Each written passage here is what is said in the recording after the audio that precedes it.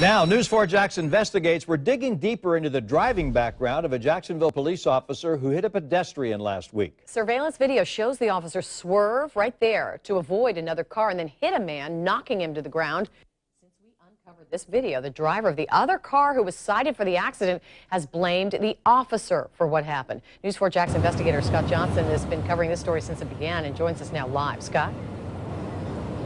Well, I started looking into this early in the week, contacting police headquarters here, trying to get some details on the man behind the wheel of this JSO cruiser. I found out it's not his first crash. We now have the work history of Billy Watkins, who was driving this police cruiser seen hitting a man on Century Street 6 days ago. The first thing I noticed is Watkins is a police reservist, not a fully sworn officer. And his record on the job shows 5 incidents prior to last week. 3 of those are traffic accidents in just the last couple years. Apparently 2 were not his fault and minor enough to not warrant a police report. The third Watkins was cited for and sent to informal counseling and remedial training. News 4 Jax crime and safety analyst Gil Smith says this amount of crashes is more than most, but not unheard of. It depends on how active the officer is. I mean, if you're getting called to a lot of different calls, there's a better chance of being involved in an accident.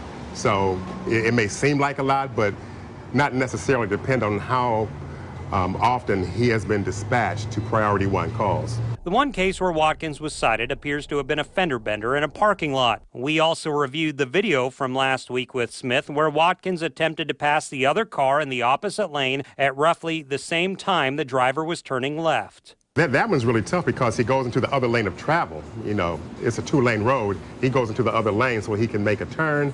The other person makes a left turn. Well, the other person is not expecting a car to come on the opposite lane of travel.